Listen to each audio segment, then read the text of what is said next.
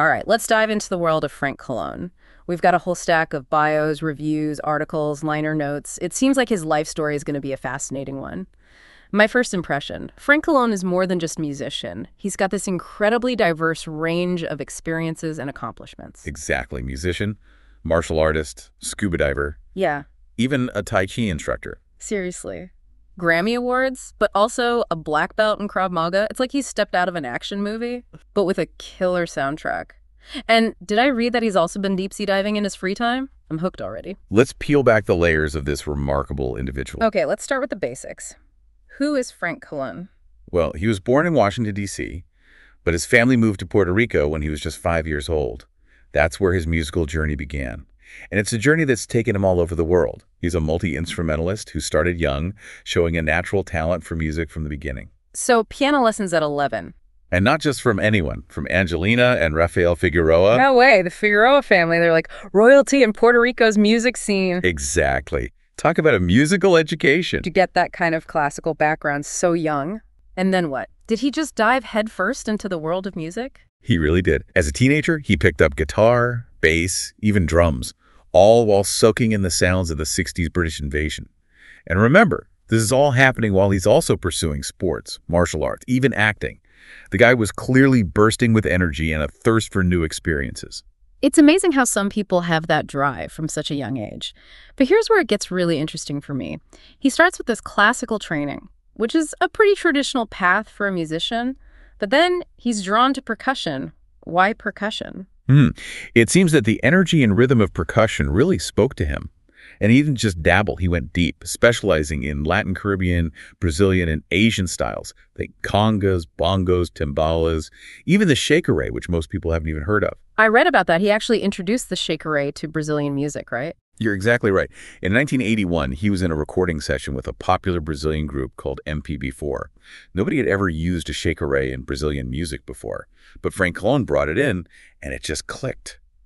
It's incredible to think about the ripple effect of that decision, how he brought a whole new sound to a culture's music.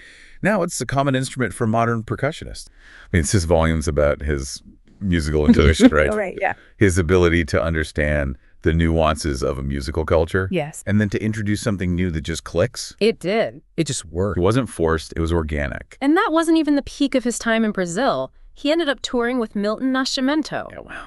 one of the country's most revered musicians, for 3 years. Get out of here. They played across Europe, even headlined the legendary Montreux Music Festival. Can you imagine? Imagine being on stage with Nascimento, surrounded by that level of musical talent and energy. It's those experiences that shape a musician, push them to grow and refine their craft. Oh, absolutely. So we have this young, incredibly talented musician mastering all these different styles of percussion. And then he moves to New York City. What happens next? New York City in the 70s and 80s was a melting pot of musical talent, and Frank Colón dove right in.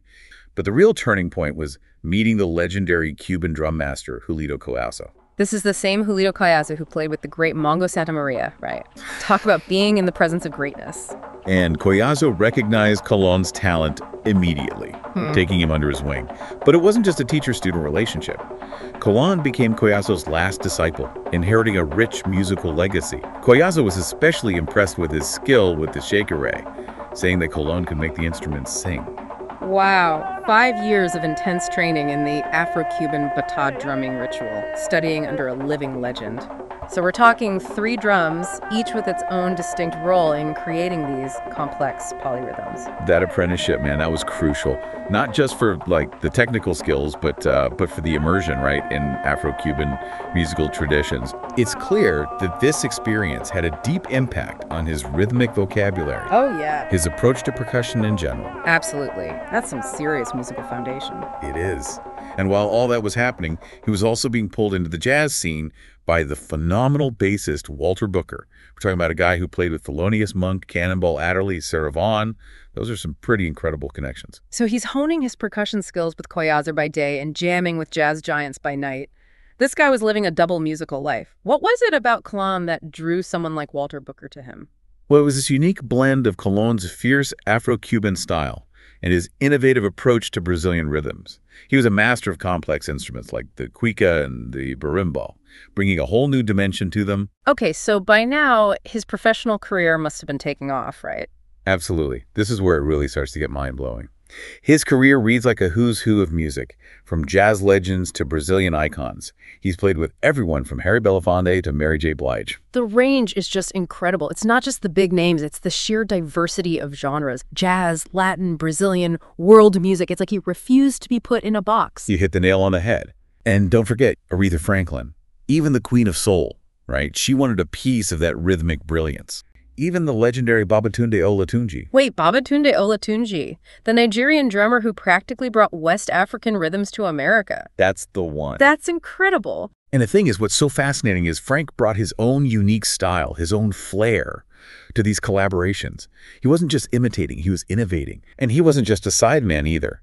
He spent 12 years touring the world with the Manhattan Transfer, recorded 3 CDs with them, and contributed 2 of their Grammy wins. 12 years with the Manhattan Transfer. That's longer than some marriages. It's not every day you come across someone who's achieved that level of success across such different fields. I know, right? So it's not just the variety of people he's played with, right? Yeah. It's the range of genres that really gets me. Even a groundbreaking collaboration with Mickey Hart. You know, that iconic Planet Drum album? Of course. Who doesn't? Testament to his versatility. And get this, it was the very first Grammy awarded in the world music category, ever. Each of those Grammys is like a completely different musical world jazz, world music. Oh, absolutely. It really speaks volumes about his artistry, about how he used the shakeré to redefine what music is. This wasn't just a win for Frank. This was recognition. World music as a genre. And I think it all started with him bringing this instrument with its roots in Afro-Caribbean tradition to the world stage. It's really quite remarkable. Oh, and we can't forget about, his appearance in that Colo 54 documentary. Anyone listening, you have to see this. Frank on screen jamming with Gato Barbieri. Pure magic. It shows you the visual side of percussion, right? Yeah. It's not just about rhythm, it's movement, energy, this whole physical connection to the sound. Totally. So we've got Grammy-winning collaborations. Wait a minute, I remember reading something about a Russian string orchestra. That doesn't sound very Latin lounge to me. Right. This is where things get really interesting. While touring in Moscow with his jazz ensemble, he met the renowned conductor Misha Raxlevsky. Raxlevsky was captivated by Colón's musicality, especially with those unique percussion instruments, and commissioned a symphony with Colón as the soloist. So we have this 7-movement contemporary classical symphony titled Adoración al Ritmo, featuring a percussionist known for his Latin and jazz grooves. Talk about pushing boundaries. Exactly. It premiered in Europe and really speaks to Colón's versatility and his ability to seamlessly blend genres. But remember, this is just the tip of the iceberg. Wait, there's more. We haven't even touched on the martial arts, the scuba diving. It's almost too much for one person. How do we even begin to unpack all of this? You're right. We need to shift gears a bit. Yeah. Because as impressive as his musical accomplishments are, there's another whole side to this man that's just as remarkable. Yeah, you don't see that every day, right? Mm-hmm. Musician and, certified badass. I mean, picture this. You're backstage at Carnegie Hall, just finished playing with Herbie Hancock, and the next day you're exploring the Great Barrier Reef. This is a man who embodies the idea of a Renaissance man, wouldn't you say? Renaissance man, huh? Okay, lay it on me. Okay, my mind is officially blown. We were just talking about a symphony featuring exotic percussion instruments, and now we're moving on to martial arts. This is where the action movie hero part of Frank Colón's story really comes into play, right? It does. Remember how we mentioned that he's a certified Tai Chi Chuan instructor? Yeah, I thought that was pretty impressive on its own. It seems like he's been involved in Tai Chi for a long time. He has. Since 1970, in fact. He's been practicing and teaching this ancient Chinese moving meditation, and even published an illustrated Tai Chi workbook a few years back called The Tranquil Warrior. I love the title, The Tranquil Warrior. It seems to capture this balance he embodies between physical discipline and inner peace.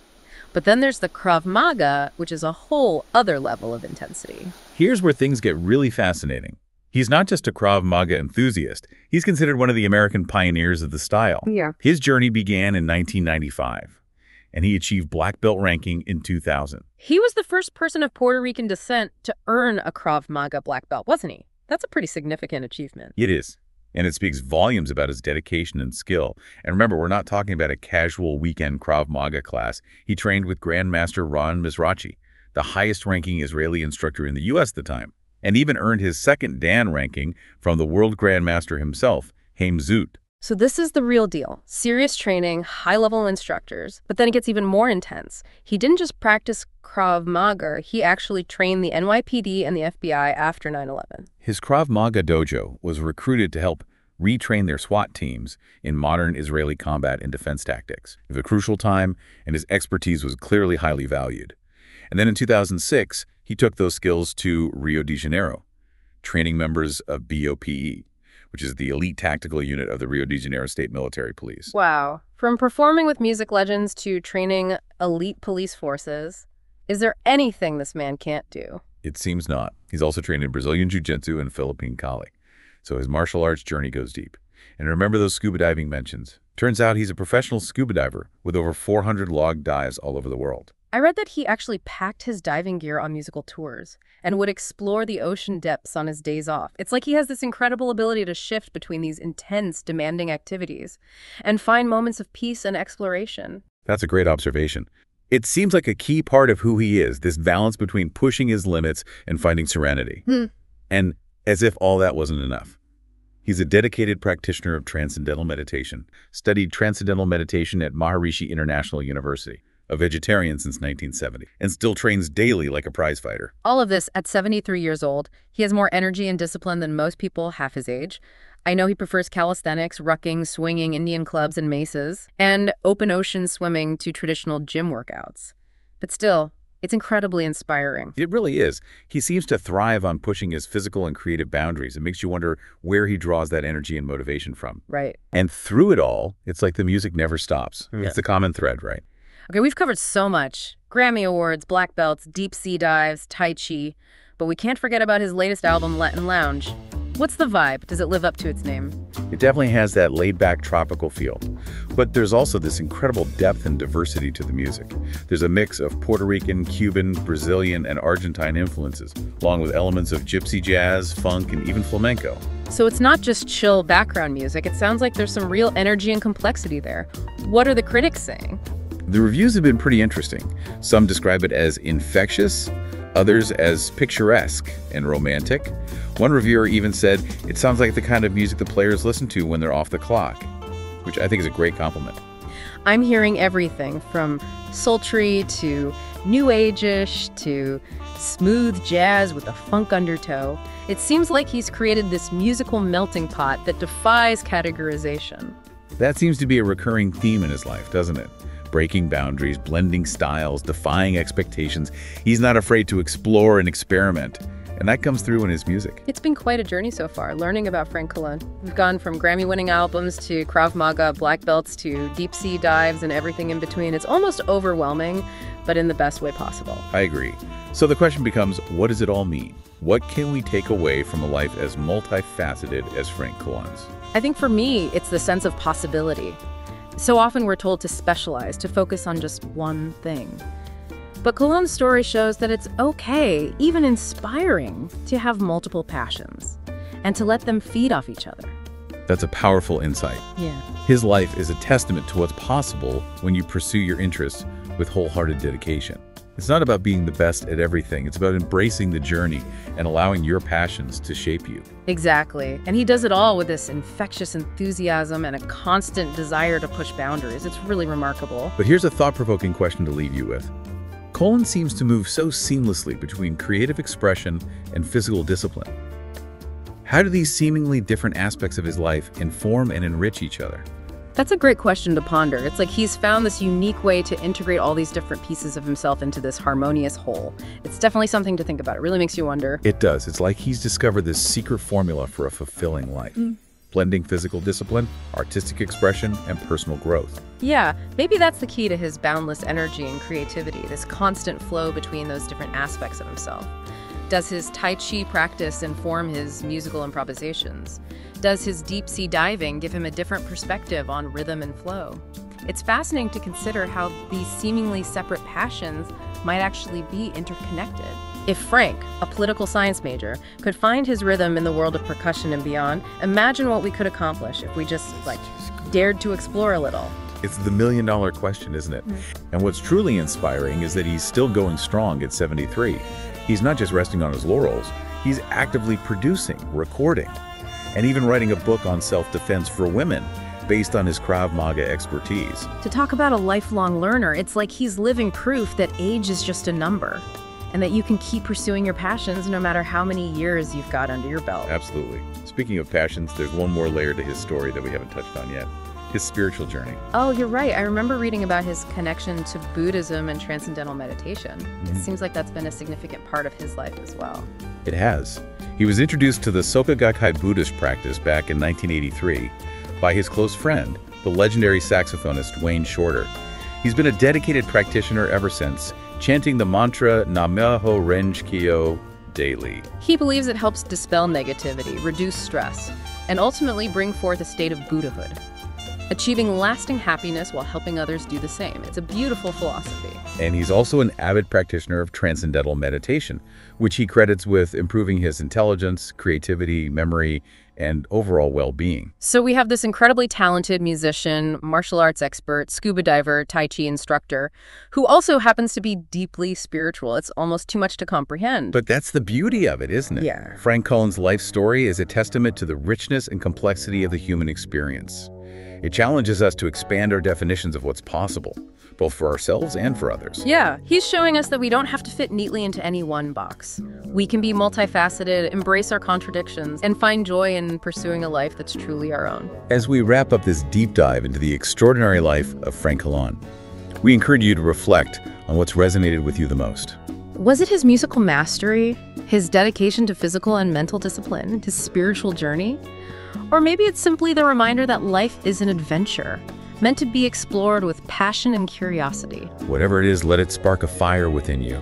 Embrace your own passions, push your boundaries, and create a life that's as vibrant and multifaceted as the man we've explored today. For those of you who want to dive even deeper into his music, his story, we'll be sure to include links to his website, some of his performances, all that good stuff in the show notes. Who knows, maybe someday we'll be doing a deep dive on your incredible life story. Until then, keep exploring, keep learning, and keep diving deep.